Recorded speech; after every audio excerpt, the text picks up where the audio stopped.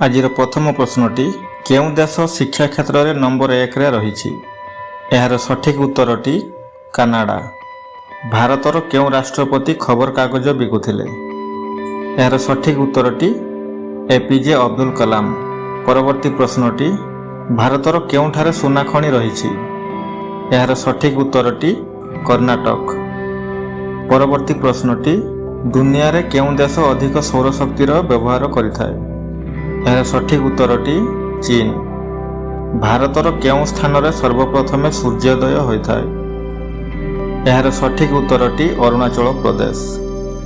ପରବର୍ତ୍ତୀ ପ୍ରଶ୍ନଟି ଭାରତକୁ କିଏ ଆବିଷ୍କାର କରିଥିଲେ? ଏହାର ସଠିକ୍ ଉତ୍ତରଟି ଭାସ୍କୋଡା ଗାମା। କେଉଁ ପ୍ରାଣୀର ହାଡ଼ ଅଧିକ ମଜବୁତ ହୋଇଥାଏ?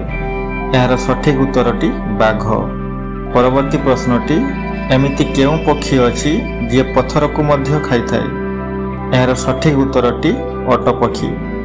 ପରବର୍ତ୍ତୀ ପ୍ରଶ୍ନଟି ଭାରତରେ ସର୍ବମୋଟ କେତୋଟି ଜିଲ୍ଲା ଅଛି?